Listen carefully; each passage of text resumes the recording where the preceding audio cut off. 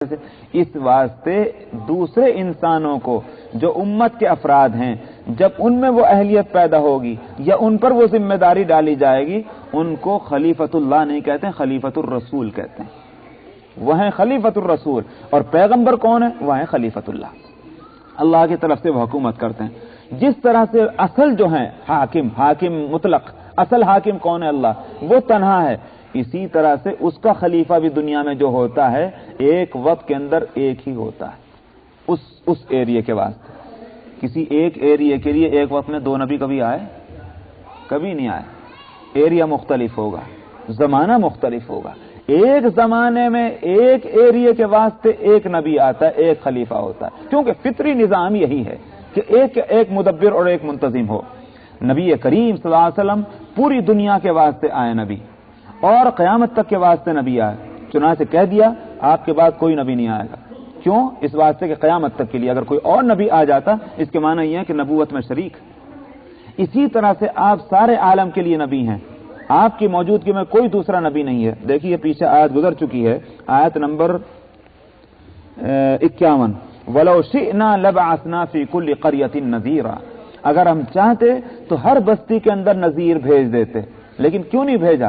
اس لیے نہیں بھیجا تاکہ نبوت میں شریک نہ ہو جائے۔ ایک وقت کے اندر اور ایک علاقے کے لیے ایک ہی نبی ہوتا ہے۔ نبی کریم صلی اللہ علیہ وسلم کی نبوت جو ہے وہ عالمی بھی ہے اور ابدی بھی ہے، ہمیشہ کے واسطے۔ اس واسطے کوئی نبی نہ آپ کی موجودگی میں آیا نہ آپ کے بعد آنے والا ہے، تاکہ نبوت میں شرکت نہ مانی جائے۔ تو نبی جو خلیفۃ اللہ ہوتا ہے، اور نبی کریم صلی اللہ علیہ وسلم چونکہ تمام انبیاء کے سردار ہیں، اس اعتبار سے یوں کہیے کہ تمام خلفائے خداوندی کے اندر سب سے بڑے خلیفہ ہیں، خلیفہ اعظم ہیں اللہ سبحانہ و تعالیٰ کے۔ تو اب امت کا مقام کیا ہے؟ امت کا مقام یہ ہے کہ جو نبی سے سب سے زیادہ اپنے اخلاق کے اعتبار سے قریب ہوگا وہی دراصل خلافت کا مستحق ہے۔ حضرت صدیق اکبر رضی اللہ عنہ کو خلافت دی گئی، کیا کہا گیا ان کو؟ خلیفۃ الرسول۔ وہ خلیفہ رسول ہیں، ان کو خلیفۃ اللہ نہیں کہا گیا، خلیفہ رسول اسی واسطے کہا گیا کیونکہ نبوت کے بعد ان کا درجہ آتا ہے، اس کو خلیفۃ الرسول کہتے ہیں۔ تو آپ دیکھتے ہیں خلیفۃ الرسول جو ہیں وہ ایک وقت میں کتنے ہوئے تھے؟ ایک وقت میں ایک، نظام فطری یہی ہے، ایک وقت میں ایک خلیفۃ الرسول ہے، دوسرا نہیں۔ جب وہ چلا جائے گا پھر دوسرا خلیفۃ الرسول آئے گا، یہ نہیں ہو سکتا کہ ایک وقت میں 2 یا 3 یا 4 خلیفہ ہوں۔ بے شبہ بلا شبہ نبی کو مشورے کی حاجت نہیں، اگرچہ ان کو بھی ہدایت کی گئی ہے مشورہ لینے کی، اور ان کے کیوں؟ اس واسطے کہ ان کو تو خیر اور شر کی اطلاع جو ہے وحی کے ذریعے سے ہو جاتی، لیکن ظاہر ہے کہ وہی ہر ایک کے پاس نہیں آتی۔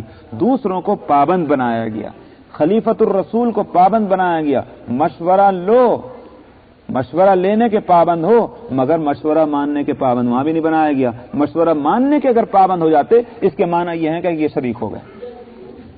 سمجھ میں آئی نہیں بات؟ اس کے معنی کیا ہوئے؟ شریک ہو گئے اس کے اختیارات میں۔ نظام فطری یہ ہے کہ با اختیار ایک ہو، مشورہ لینے کا پابند اس واسطے کیا گیا ہے، اس واسطے نہیں کہ شریک کیا جائے، بلکہ اس لیے کہ انسان جو ہے وہ ضعیف البنیان ہے، اس میں 10 کمزوریاں ہیں۔ ایک وقت میں ایک معاملے کے ایک پہلو کو دیکھ سکتا ہے، سوچ سکتا ہے۔ 10 آدمی ہوں گے تو 10 پہلو سامنے آ جائیں گے، فیصلہ کرنے میں سہولت ہوگی اس شخص کو 10 پہلوؤں پر غور کر کے کہ بھئی کس پہلو کی رعایت کی جائے۔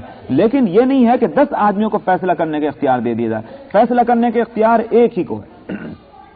تو اس لیے خوب سمجھ لیجئے کہ مشورے کی حقیقت کیا ہے، یہ نہیں کہ فیصلہ کرنے میں یہ شریک ہے، فیصلہ ایک کرے گا، مشورہ اس لیے دے رہے ہیں تاکہ معاملے کے سارے پہلو اس کے سامنے آ جائیں، فیصلہ کرنے میں آسانی ہو۔ چنانچہ آپ دیکھ لیجئے صدیق اکبر رضی اللہ عنہ، جن کے خلافت میں جس کو شک ہو، جو غاصب کہتے ہوں کہتے رہیں، لیکن جہاں تک اہل سنت والجماعت کا تعلق ہے ان کا سب کا اتفاق ہے کہ برحق خلیفۃ الرسول ہیں۔ اب آپ دیکھیں، اور ان کی خلافت کو، اس کو بھی جانے دیجئے کس کی خلافت پر کس کو اتفاق ہے، لیکن اس پر تو پوری امت کا اتفاق ہے کہ خلافت راشدہ جو ہے وہ علی منہاج النبوہ ہے، یعنی نبی کریم صلی اللہ علیہ وسلم نے جو طریقہ تجویز فرمایا تھا اسی طریقے پر خلافت کا کام چلا، اسی لیے اس کو خلافت راشدہ کہتے ہیں۔ تو حضرت صدیق اکبر رضی اللہ عنہ خلافت سے ماننے کے ساتھ فیصلہ یہ دیا کہ جتنے مرتد ہوئے ہیں، اسلام کو جو چھوڑ رہے ہیں، سب کی گردن ماری جائے گی۔ بعض کہہ رہے ہیں مشورہ دینے والے مناسب نہیں ہیں. سختی نہ کیجیے. شہر کے اندر جو ہے اپنے ملک کے اندر ہلچل ہو جائے گی, ابھی تو یہاں جم جائے حکومت, اس کے بعد کریں گے. فرمایا نہیں, جہاد ہوگا. ایک معاملے میں سب کی رائے کے خلاف جہاد کا فیصلہ کیا. دوسرا مسئلہ, حضرت اسامہ ابن زید رضی اللہ عنہ کا لشکر جا رہا ہے. لشکر کی تیاری نبی کریم صلی اللہ علیہ وسلم کی حیات طیبہ میں ہو چکی ہے, لیکن لشکر ابھی چلا نہیں تھا, روانہ نہیں ہوا تھا ملک شام کی طرف لڑائی کے واسطے, کہ اطلاع ملی کہ نبی کریم صلی اللہ علیہ وسلم وصال فرما گئے. لشکر رک گیا. صدیق اکبر خلیفہ بنے. پہلا فیصلہ یہ دیا کہ اسامہ کا لشکر جو ہے چلے. تمام کے تمام صحابہ, جس میں عمر فاروق بھی شریک ہیں, کہہ رہے ہیں کہ ابھی روک دو اس لشکر کو. اس میں بڑے بڑے جلیل القدر صحابہ شریک ہیں. اس وقت ملک کے اندر افراتفری ہے, ایسی حالت میں لشکر کا بھیجنا جو ہے قرین عقل معلوم نہیں ہوتا. اس کو ملتوی کر دو, بعد میں حالات درست ہوں گے تب بھیج دیں گے. نہیں مان رہے ہیں کہ نہیں ہوگا. یہ جس لشکر کو اللہ کے رسول بھیجنے کا فیصلہ کر چکے ہیں, ابو بکر کی مجال نہیں ہے کہ اس کو روکے. لوگ کہہ رہے ہیں کہ اچھا اگر ایسا ہے اسامہ کو ہٹا دو. اسامہ ایک نو عمر ہیں, اس وقت اللہ کے رسول تھے, وہ جو چاہے سو کرتے, لیکن اس وقت مشورے سے معاملہ طے ہونا ہے. اسامہ کے سرکردگی کو ہٹاؤ, کسی ایک تجربے کار کو امیر بنا دو. فرما رہے ہیں کہ ایسا نہیں ہو سکتا. جس کو اللہ کے رسول نے بنا دیا وہی امیر بنے گا, کوئی دوسرا نہیں آ سکتا. سب کے فیصلے کے خلاف گویا فیصلہ, سب کی رائے کے خلاف فیصلہ کر رہے ہیں. پھر لوگ یہ بھی کہہ رہے ہیں کہ اچھا اگر بھیجنا ہی ہے, ان میں سے جو جلیل القدر صحابہ ہیں ان کو روک لو, کسی اور کو اس جگہ پہ فٹ کر دو. کم سے کم یہ لوگ رہیں گے, رائے مشورہ کرنے میں ایک سہولت ہوگی. دوسری بات یہ ہے کہ جلیل القدر صحابہ ہوں گے, بھار وقار قائم ہوگا, ورنہ ہوا اکھڑ جائے گی کہ اس وقت مدینے میں جو ہے کوئی جلیل القدر لوگ نہیں ہیں, نامی گرامی لوگ سب باہر جا چکے ہیں. اس سے دشمنوں کو حوصلے بلند ہوں گے. کہہ رہے ہیں کہ نہیں, جو لشکر تیار ہو چکا وہی جائے گا. آخر وہ لشکر چلا. پھر کیا ہوا؟ وہ لشکر گیا, کامیاب ہوا, تاریخ بدلی اسلام کی. بعد میں پھر عمر فاروق اور ہر ایک کو یہ کہنا پڑا کہ ابو بکر کی رائے صحیح تھی. یہ تو تجربے نے بتلایا. لیکن سوال یہ ہے کہ جس وقت تجربہ نہیں ہے, مشورہ لیا جا رہا ہے, صدیق اکبر کیا کہہ رہے ہیں؟ 3 باتیں ہو گئیں ایک ہی واقعے سے متعلق. چوتھی بات, حضرت ابو بکر صدیق رضی اللہ عنہ فیصلہ فرما رہے ہیں, عمر فاروق توجہ دلا رہے ہیں اس بات کی. یہ میں دوسرا واقعہ اس کے اپوزٹ لانا چاہ رہا ہوں کہ تاکہ یوں نہ سمجھا جائے کہ مشورہ جو ہے وہ کبھی نہ مانا جائے. مشورہ مانا بھی گیا, لیکن عمل ہوا جب اطمینان ہوگا, مجبور ہو کر نہیں. عمر فاروق نے یہ کہا کہ بہتر معلوم ہوتا ہے کہ قرآن پاک کی کتابت کرا دی جائے. قرآن پاک کی کتابت ہو. صدیق اکبر راضی نہیں ہے, کہتے ہیں کہ اللہ کے رسول کے زمانے میں قرآن کی کتابت جو ہے ایک جلد کے اندر نہیں ہو, میں کیسے کر دوں. عمر فاروق کہہ رہے ہیں کیجئے, لیکن صدیق اکبر کہہ رہے ہیں کہ میرے سمجھ میں نہیں آ رہا. آخر سوچ رہے ہیں. سوچنے کے بعد اطمینان ہوا, ہاں عمر کی رائے درست ہے. جب فیصلہ فرمایا, یہ نہیں ہوا کہ عمر فاروق چونکہ بڑے درجے کے آدمی ہیں لہذا میری اگر نہیں بھی سمجھ میں آ رہا تو بھی ان کا مشورہ تو مان ہی لو. یہ صورت نہیں تھی. آج جو ہم لوگوں نے ایک نظام بنایا ہوا ہے کہ ایک بورڈ ہوتا ہے, ایک جماعت ہوتی ہے, ایک کمیٹی ہوتی ہے, اس کا ایک امیر ہوتا ہے, نام امیر رکھتے ہیں, لیکن فیصلے کا وہ مجبور ہوتا ہے. جو سب مل کر فیصلہ کرتے ہیں اس کی رائے کے خلاف ہو یا موافق ہو, وہ اس کو نافذ کرنے کا ذمہ دار ہے. اس کا کوئی نظیر جو ہے خلافت راشدہ میں نہیں ملتی. تو میں نے کہا کہ نظام فطری یہ ہے کہ پوری کائنات کا جس طرح خالق ایک اللہ ہے, اسی طرح مدبر اور منتظم بھی اللہ ہے, اور اسی طرح اس نظام فطرت کو دنیا میں بھی اللہ تعالیٰ نے نافذ فرمایا. آپ دیکھ لیجئے, عجیب بات ہے کہ یہ فطری نظام کہیں بھی نہیں ٹوٹتا. کس طرح سے کائنات کے اندر آپ دیکھیں, ایک سورج ہے جس کی مرکزی حیثیت, بقیہ کرے جو ہیں اس کے تابع, وہ اس کے تابع اس کے گرد گردش کر رہے ہیں. یہ نہیں ہو گیا کہ اللہ میں نے کئی کروں کو جو ہے مرکز بنا دیا, پنچایت کر دی ان کی کے صاحب ان سب کے گرد چکر لگائیں گے, ایک کرے کے گرد چکر لگا رہے ہیں. کائنات کا نظام. اب آئیے دنیا میں, ہم تو انسان ہیں, جن جانوروں میں اللہ تعالیٰ نے اجتماعیت کی شان پیدا کی ہے, ان جانوروں کے نظام کو آپ دیکھ لیجئے, ایک آگے اور بقیہ پیچھے. اس کے بغیر اجتماعیت ان میں پیدا ہی نہیں ہوتی. جن جانوروں کے تعلق سے ماہرین کا کہنا یہ کہ ان میں سیاست پائی جاتی ہے, ان کے سیاسی نظام, ان کے سیاسی ڈسپلن کو آپ دیکھ لیجئے. کبھی دیکھا مرغابیوں کو اڑتے ہوئے دیکھ لیجئے, ایک آگے ہوگا, بقیہ پیچھے ہوں گی. ان کے اندر سیاست پائی جاتی ہے. سمجھ میں آیا؟ جو آگے چلے گا بقیہ سب لوگ اس کے پیچھے ہوں گے, بقیہ سب جانور اس کے پیچھے ہوں گے. اسی طرح سے شہد نہیں پیدا ہو سکتا جب تک ان کے اندر کمیونٹی ورک نہ ہو. اگر ہر مکھی کا رخ ادھر کو ادھر کو ادھر کو ادھر کو تو شہد بن ہی نہیں سکتا. اکیلی مکھی سے شہد نہیں بنے گا. شہد بنے گا جب ان میں اجتماعیت پیدا ہوگی. اس اجتماعیت کی شان کیا ہے؟ ایک ملکہ، بقیہ سب اس کے حکم کے پابند. تو جانوروں تک میں بھی اللہ تعالیٰ نے یہ نظام رکھا ہے، کیونکہ فطری نظام یہی ہے اجتماعیت کا کہ ایک لیڈر ہو اور بقیہ جو ایک امیر ہو اور بقیہ اس کے مامور ہوں. ہاں یہ درست ہے کہ امیر ایسا نہ ہو کہ صاحب وہ گویا جس طرح جو چاہے سو کرتا رہے، کوئی اس سے پوچھنے والا نہ ہو کہ آپ کیا کر رہے ہیں. یہ شان اللہ کی طرح جو حاکم مطلق ہے. لیکن دنیا میں کوئی حاکم مطلق نہیں، محض ایک خلیفہ ہے. تو خلیفہ کی حیثیت حاکم مطلق کے مقابلے میں نمبر 2 پر ہے. اس واسطے کیا ہے دیکھ لیجیے آپ، خلافت کے اندر خلیفہ سے ایک فرد بھی، ایک بوڑھیا، ایک کمزور انسان بھی کھڑا ہو کر یہ پوچھ سکتا ہے اور پوچھ لیتا ہے کہ آپ نے یہ کام کیوں کیا. یہ ایک شان ہے. اب ہمارا نظام بنائے ہوئے کیا ہے؟ ہمارا بنائے ہوئے نظام کے اندر یہ ہے کہ امیر صاحب یہ کہتے ہیں بھائی میں کیا کروں، بورڈ نے فیصلہ کیا، چھٹی ہو گئی، بورڈ نے فیصلہ کیا.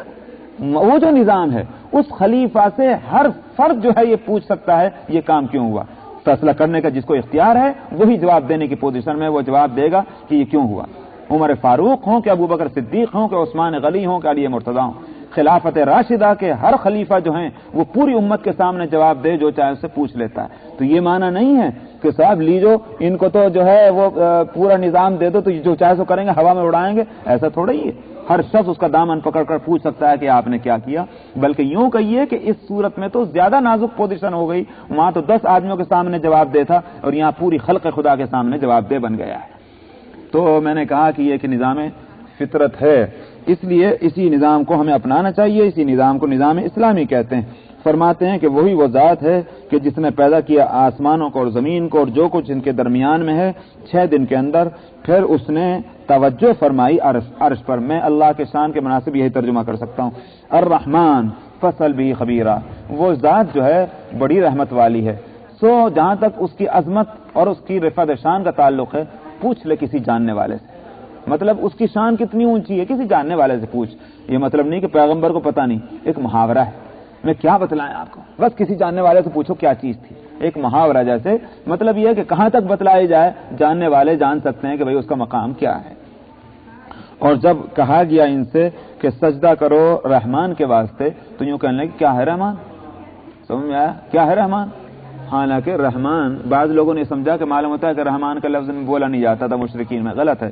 رحمان کا لفظ بولا بھی جاتا تھا، جانتے بھی تھے، مگر جیسے یوں ہوا کرتا ہے نا تو کسی چیز کی حقارت کو بتلانے کے بعد کیا کرنا، یہ کیا چیز ہے، کیا چیز ہوتی ہے صاحب. یہ کہتے نا بھائی مثلا مثال کے طور پر بھائی دودھ کیا ہوتا ہے، دودھ فلاں عالم صاحب کیا ہوتا ہے عالم، مطلب حقارت بتلانے کے لیے.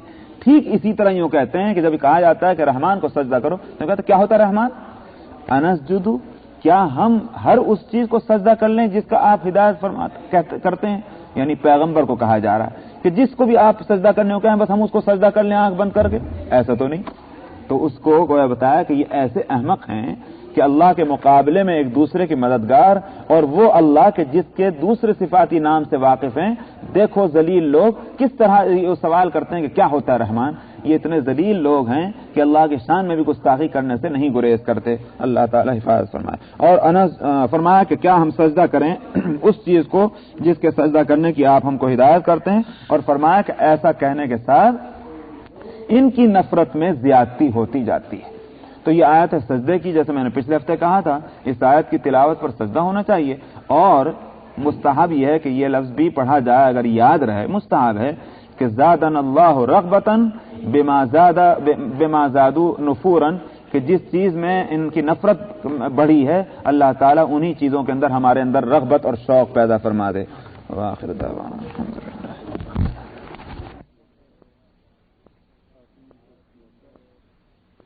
376 آیت نمبر 61 سورہ الفرقان.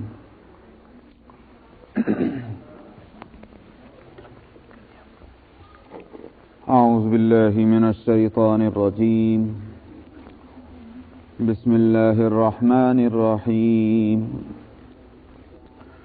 تبارك الذي جعل في السماء بروجا وجعل فيها سراجا وقمرا منيرا وهو الذي جعل الليل والنهار خلفة لمن أراد أن يذكر أو أراد شكورا وعباد الرحمن الذين يمشون على الأرض هونا وإذا خاطبهم الجاهلون قالوا سلاما والذين يبيتون لربهم سجدا وقياما والذين يقولون ربنا اصرف عنا عذاب جهنم إن عذابها كان غراما إنها ساءت مستقرا ومقاما والذين إذا أنفقوا لم يسرفوا ولم يقتروا وكان بين ذلك قواما والذين لا يدعون مع الله إلها آخر ولا يقتلون النفس التي حرم الله إلا بالحق ولا يزنون ومن يفعل ذلك يلقى أثاما يضاعف له العذاب يوم القيامة ويخلد فيه مهانا إلا من تاب وآمن وعمل عملا صالحا فأولئك يبدل الله سيئاتهم حسنات وكان الله غفورا رحيما ومن تاب وعمل صالحا فإنه يتوب إلى الله متابا والذين لا يشهدون الزور وإذا مروا باللغو مروا كراما والذين إذا ذكروا بآيات ربهم لم يخروا عليها صما وعميانا والذين يقولون ربنا هب لنا من أزواجنا وذرياتنا قرة أعين وجعلنا للمتقين إماما أولئك يجزون الغرفة بما صبروا ويلقون فيها تحية وسلاما خالدين فيها حسنت مستقرا ومقاما قل ما يعبأ بكم ربي لولا دعاؤكم فقد كذبتم فسوف يكون لزاما صدق الله العظيم.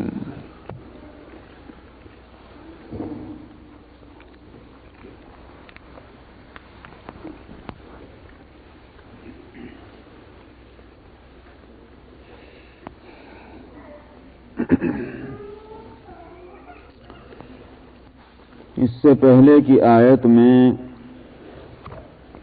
یہ ایک قول نقل کیا گیا تھا مشرکین مکہ کا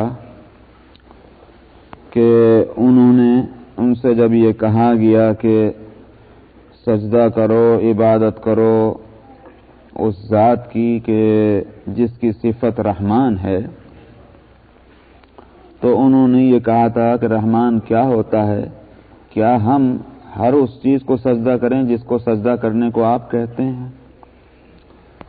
تو اس کے معنی یہ ہو گئے کہ لوگوں میں اب دو طبقے بن گئے، دو حصے ہو گئے ہیں کمیونٹی کے۔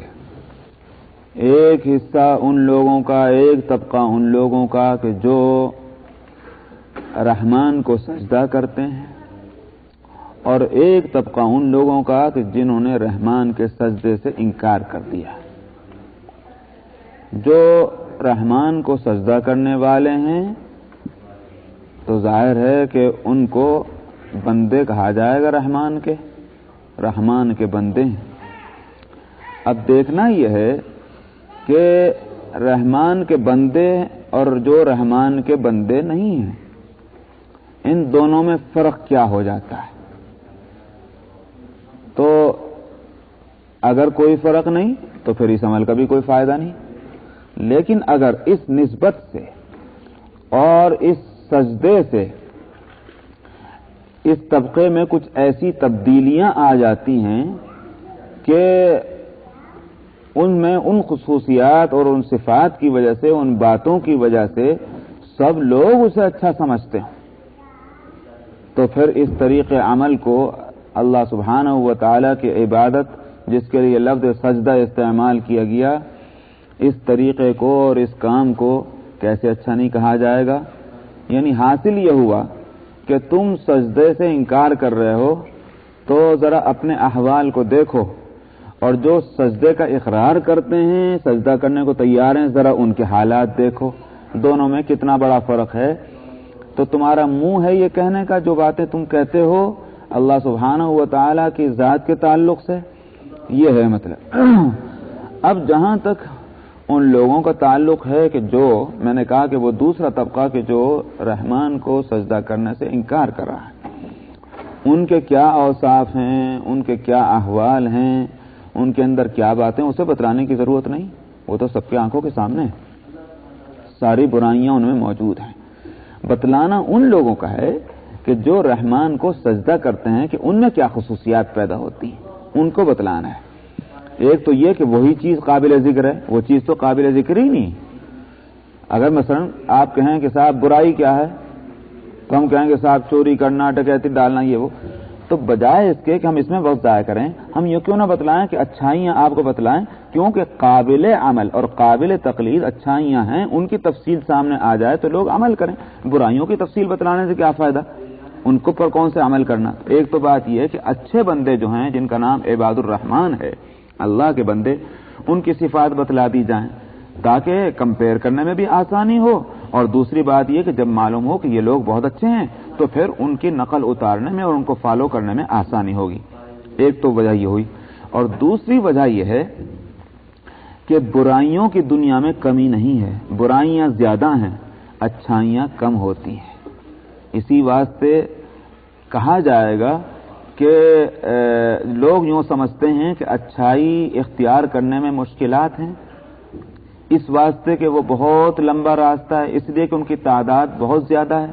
ایسا نہیں ہے، برائیوں کی تعداد دنیا میں زیادہ ہے، اس واسطے اچھائیوں پر عمل کا جو فیصلہ کر لیں گے ان کو زیادہ کام نہیں کرنا پڑیں گے، کام تو اس کو زیادہ کرنے پڑتے ہیں جس نے برائیاں کرنے کا فیصلہ کیا۔ برائیوں کی دنیا میں کوئی تعداد اور مقدار نہیں، اچھائیوں کی تعداد اور مقدار مقرر ہے، اس واسطے اسی کی فہرست بتائی جا سکتی ہے، برائیوں کی فہرست نہیں بتلائی جا سکتی، وہ ایک طویل فہرست ہے۔ تو یہاں کہا گیا عباد الرحمان کے تعلق سے کہ وہ کون ہیں، اس سے پہلے خود اللہ سبحانہ و تعالیٰ کے ذات کے بارے میں کچھ اور باتیں بتلانی ہیں، کیونکہ اول تو یہ کہ نبی دنیا میں فائدہ ہوتا، سب سے بڑی بات یہ ہے کہ ہم اس کے بندے ہیں جو ایسی صفت کا مالک ہے۔ کچھ صفات پہلے آ چکی ہیں، اللہ کی قدرت کچھ پہلے بتلائی گئی، کچھ یہاں مزید بتلا رہے ہیں۔ فرماتے ہیں کہ برکت والی ہے وہ ذات، کیونکہ پوچھا تھا کون ہے رحمان، اس کا جواب برکت والی ہے وہ ذات جس نے بنایا ہے آسمانوں میں برجوں کو۔ برج کی جمع ہے، برج یوں کہیے کہ جیسے قلعے ہوتے ہیں، فورٹ، جس میں کچھ ایسی عمارتیں قبے نما بنی ہوئی ہوتی ہیں، دراصل برج انہی کو کہتے ہیں۔ اب یہ سمجھا گیا کہ آسمانوں میں برج ہیں. آسمانوں میں برج ہونے کا کیا معنی ہے؟ پچھلے سائنٹسٹ نے غور و فکر کیا، یونان والوں نے، تو انہوں نے کہا کہ ایسا معلوم ہوتا ہے کہ یہ سورج کی جو رفتار ہے، تو سورج کی رفتار کے حصے اگر بنا لیے جائیں تو اس کو 12 حصوں میں تقسیم کر دیں گے. 12 برج ہیں سورج کی 12 درجے ہیں سورج کی رفتار کے، اور ہر درجے کو برج کہیں گے. اس لیے انہوں نے کہا کہ آسمان میں 12 برج ہیں. یہ پچھلے سائنٹسٹ کا کہنا ہے، لیکن کوئی ضروری نہیں کہ یہی بات صحیح ہو. اصل میں تو یوں کہیے کہ برج جو ہیں، جیسے میں نے کہا قلعوں کو کہتے ہیں، قلعہ برج کہلاتا ہے. معلوم ہوا کہ آسمانوں میں اللہ سبحانہ و تعالی نے کچھ محفوظ مقامات رکھے ہیں. ویسے تو پورا کا پورا آسمان محفوظ ہے، اسی واسطے سورہ رحمان میں فرمایا گیا کہ یا معشر الجن والانس ان استطعتم ان تنفذوا من اقطار السماوات والارض فانفذوا لا تنفذون الا بسلطان. اے جنات اور انسانوں کی جماعت، اگر تم یہ چاہتے ہو، اگر طاقت رکھتے ہو، تم میں ہے طاقت، تو ذرا آسمان اور زمینوں کی حدود سے نکل کر بتلاؤ. تم نہیں ایسا کر سکتے. تو معلوم ہوا کہ آسمان خود اپنی جگہ محفوظ ہے، اس پہ کوئی اس کو عبور نہیں کر سکتا. احادیث سے بھی معلوم ہوتا ہے.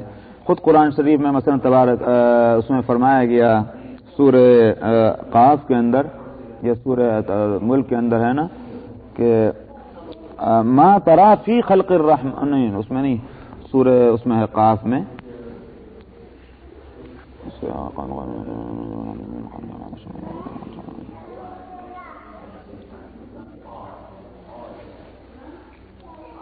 افلم ينظروا الى السماء فوقهم كيف بنيناها وزيناها وما لها من فروج. یہ سورہ قاف کی آیت ہے.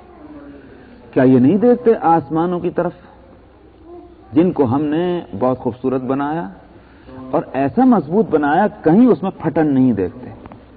معلوم ہوا کہ آسمان اپنی جگہ چاہے بہت ہی لطیف، بہت نازک ہو، لیکن مضبوطی کے اعتبار سے دیکھا جائے تو نہایت درجے سالڈ، اور اس کو عبور کرنا دشوار ہے.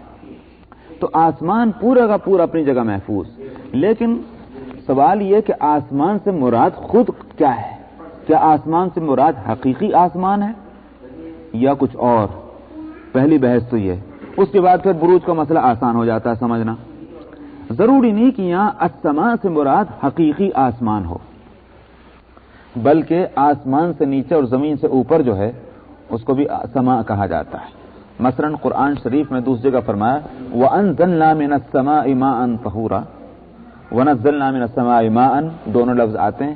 ہم نے آسمان سے پانی اتارا. پانی کون سا؟ یہی بارش کا.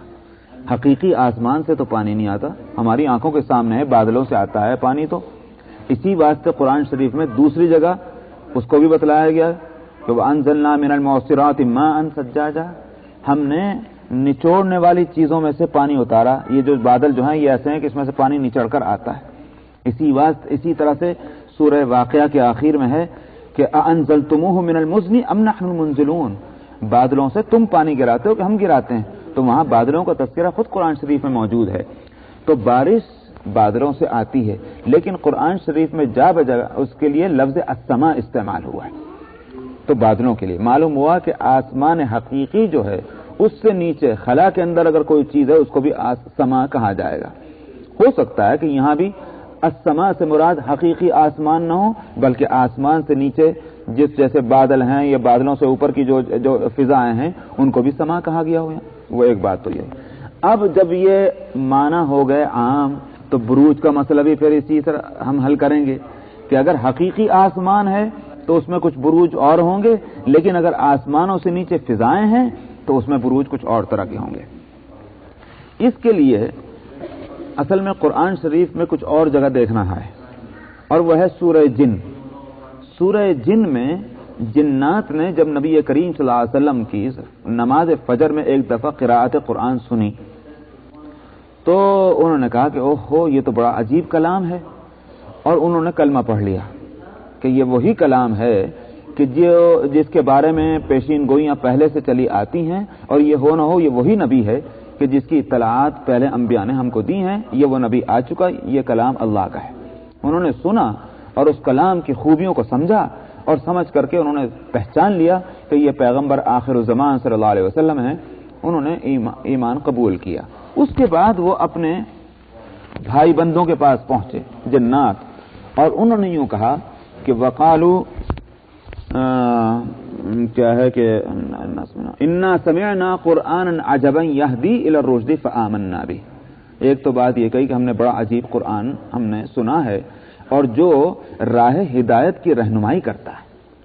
اسی کے ساتھ انہوں نے اور بھی باتیں بتلائیں کہ ذرا تم غور تو کرو، سوچو تو بھائیو، ہم پہلے آسمانوں کی طرف جایا کرتے تھے، انا کننا نقعد منها مقاعد للسمع، ہم پہلے آسمانوں کی طرف کو پرواز کیا کرتے تھے، جایا کرتے تھے خبریں چرانے کے واسطے، وہاں سے غیب کی اور فرشتوں سے ہم جو باتیں کیا کرتے تھے وہاں سے ان کہی ہوئی باتوں کو چرا کر لایا کرتے تھے۔ لیکن اس کے بعد کیا ہوا؟ انا كنا نقعد منها مقاعد للسمع فمن يستمع الآن يجد له شهابا رصدا۔ اب تم بھی جانتے ہو، ہم بھی جانتے ہیں کہ اگر اس مقصد کے لیے کوئی آسمانوں کی طرف جاتا ہے تو ایک شہاب ہوتا ہے، ایک آگ کا انگار جو ہمارے پیچھے پڑتا ہے اور ہم کو وہاں ٹکنے نہیں دیتا۔ یہ کب سے ہوا معلوم ہے نا؟ چند ہی دن سے تو شروع ہوا یہ، ورنہ پہلے تو بڑے آرام سے جایا کرتے تھے۔ یہ ہو نہ ہو یہ پیغمبر جس دن پیدا ہوئے ہیں اس دن سے یہ ساری کارروائی شروع ہوئی ہے تاکہ پیغمبر کے جو دین ہے اور اس کے پاس آنے والی خبروں کی حفاظت کی جا سکے۔ یہ جنات نے کہا، قرآن نے اس کو نقل کیا۔ معلوم ہوا کہ شہاب ثاقب، شہاب ستارے کو کہتے ہیں اور ثاقب جو چمکنے والا لپکنے والا اس کو ثاقب کہتے ہیں۔ تو ستارہ حقیقی طور پر ان کے پیچھے بھاگتا تھا؟ ضروری نہیں، چمکنے والی چیز کو ستارہ کہتے ہیں۔ تو چمکنے والی چیز جو تھی اور جو لپکنے والی وہ ان کا پیچھا کرتی۔ اب یہ تو یہ کہ حقیقی تارے ٹوٹ ٹوٹ کر جاتے ہیں یا کوئی اللہ سبحانہ و تعالیٰ کی طرف سے آگ